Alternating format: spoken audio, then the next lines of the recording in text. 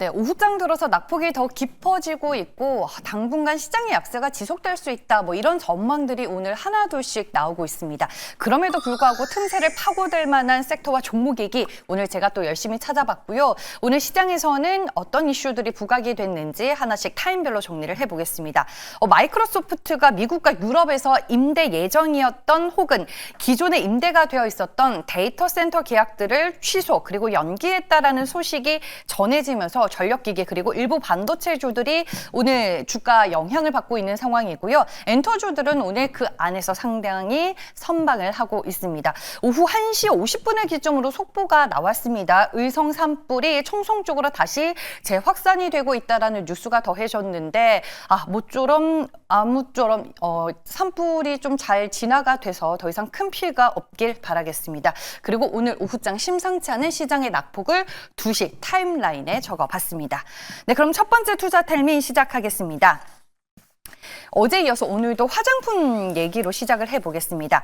아마존 스프링 세일이 진행이 되고 있다라고 어제 언급을 드렸었는데 매일 순위와 일매출 데이터를 정리해주는 텔레그램방을 오늘 찾을 수가 있었습니다. 서화백의 그림놀이라는 텔레방인데 어제 메디큐브의 제로 모공 패드가 아마존 베스트셀러 1위라고 말씀을 드렸는데 여전히 1위 자리 유지를 하고 있고요. 그 외 3위에는 TNL의 마이티 패치 그리고 8위에는 코스RX의 뮤신 에센스가 순위권을 차지하고 있었습니다. 그 외에도 보시면은 라네즈, 티르티르 등 대다수의 한국 화장품 브랜드가 이 100위권 안에 들어가면서 순위권을 차지하고 있는 것으로 확인이 됐습니다.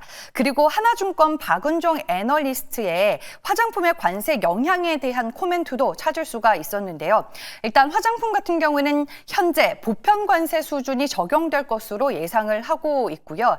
만약에 관세가 부과가 되더라도 이 소비자가 체감할 정도의 영향을 미치지는 않을 것으로 보고 있습니다.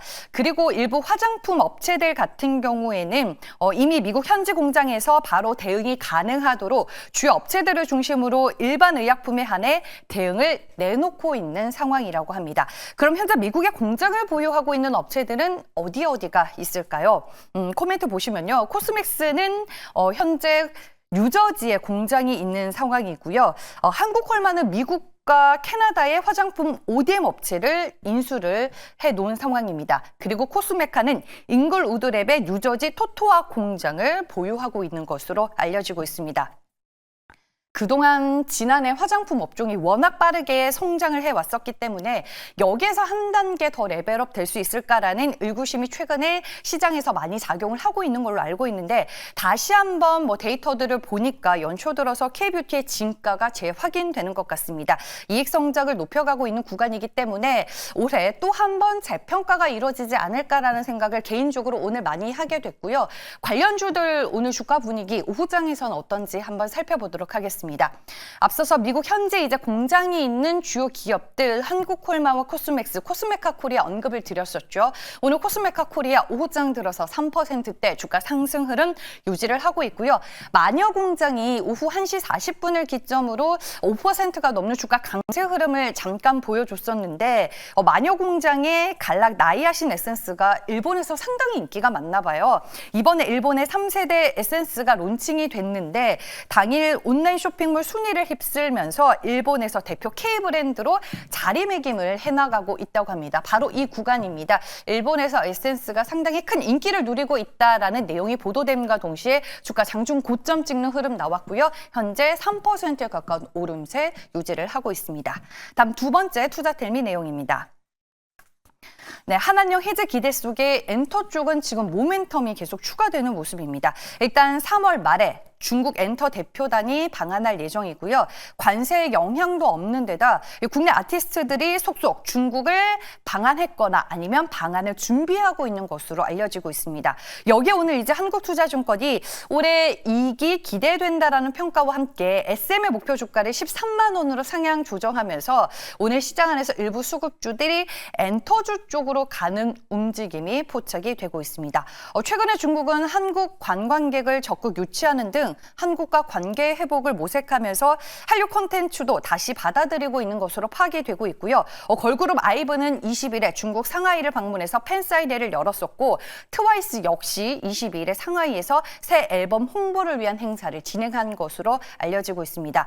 여기에 이제 해외 공연 관련 업계에 종사하는 분의 얘기에 의하면 에스파도 해외 공연이 최근에 많이 잡혔다고 하는데 모르겠어요. 중국까지 이번에 갈지는 한번 확인을 해봐야 될 것 같습니다.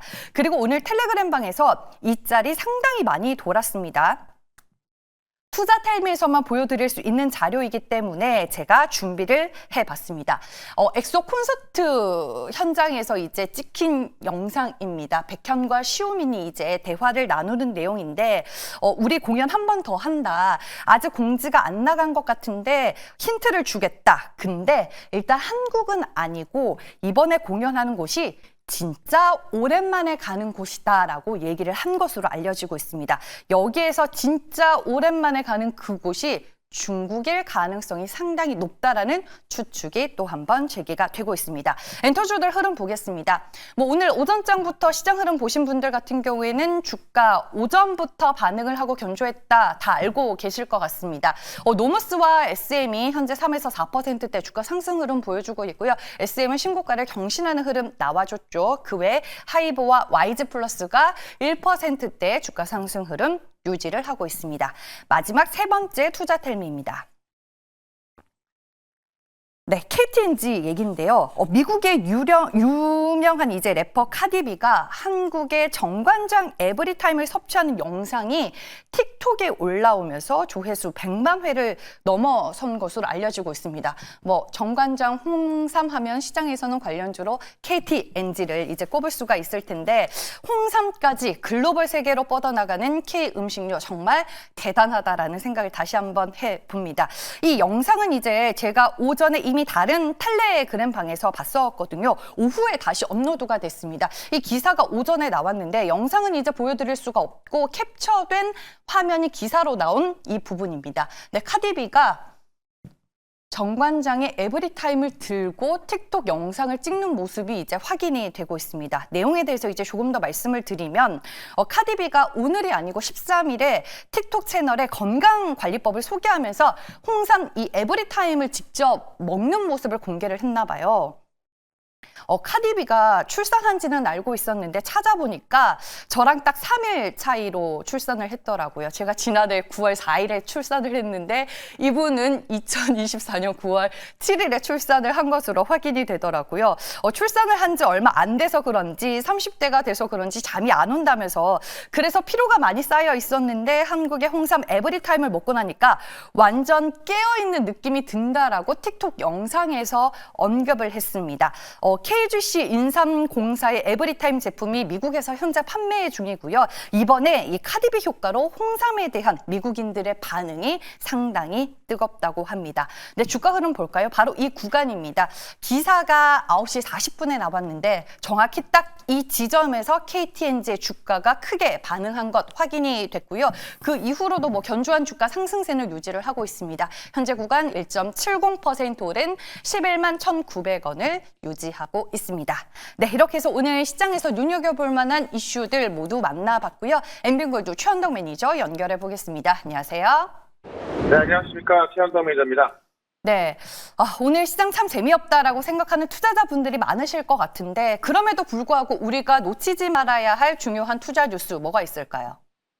네, 일단 지금 관세 우려 때문에 지금 시장도 계속 흘러내리고 있는데 이 부분을 좀 말씀을 좀 드려야 될 것 같습니다. 일단 다들 아시겠지만 아침에 우리 시간은 아침에 미국에서 모든 자동차에 대한 관세 부과 소식이 들려왔죠. 25% 관세 부과 나오면서 그동안 올랐던 현대차도 오늘 빠지고 있고요. 간밤의 미증시도 테슬라 위주로 또 엔비디아가 중국에 대한 규제까지 나오면서 빠졌는데 저는 사실 이러한 부분들이 다음 주 초중순만 된다 하더라도 어느 정도는 풀릴 것으로 보거든요. 왜냐하면 일단 이 자동차에 대한 관세 부과를 했지만 4월 2일 전에 한 겁니다. 이 얘기는 4월 2일 전에 어떤 협상에 대한 의지를 보낸 것이고 또 자동차 관세에 대한 행정명령 서명을 하면서 트럼프 대통령이 강조한 게 뭐냐면 다시 한번 유연성을 강조했거든요.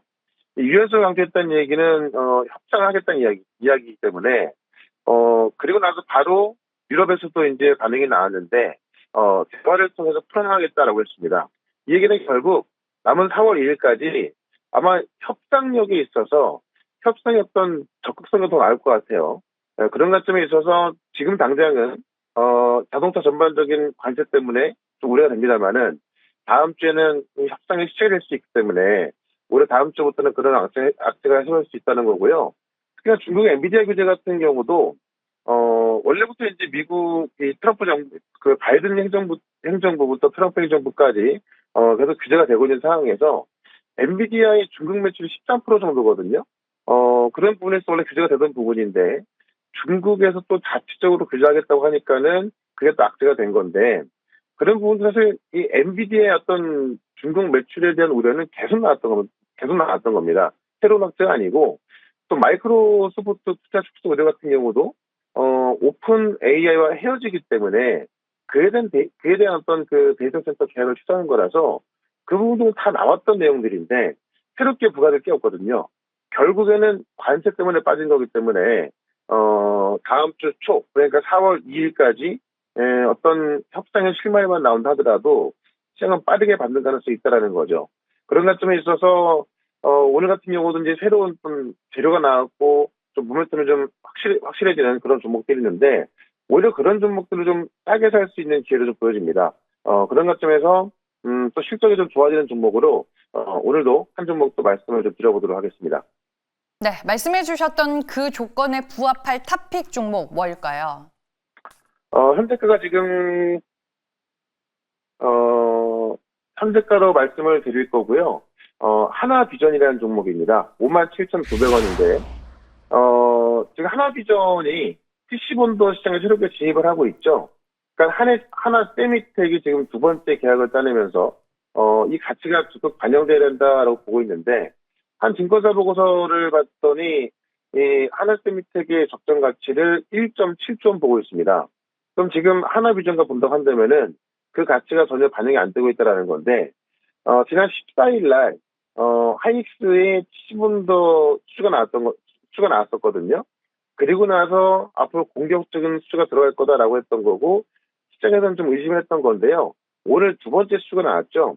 지금 첫 번째 이어서 두 번째 수주까지 나왔기 때문에 이 TC본도 시장에 빠르게 진입하는 거고 사실 TC본도 시장 지금까지는 한미전업체가 독점하고 있던 건데요. 이 하나비전이 첫 수주부터 두 번째 수주까지 이어지면서 지금 목표했던 그 점유율을 높여야 할 거로 보여집니다. 그러니까 지금 이 하나비전의 TC본도 이번 공급 목표는 올해가 45대, 내년이 90대 수준인데 이렇게 수주가 됐을 때는 지금 하이닉스의 점유율을 거의 70%까지 가게 되는 거거든요. 근데 그렇게 과연 가능할까라고 했던 건데 두 번째 수주가 나와지면서 그게 좀 가능해지는 그런 상황이 된 거죠. 그렇게 가게 되면은 이번 연도 영업이익이 약 600억이 나오고요.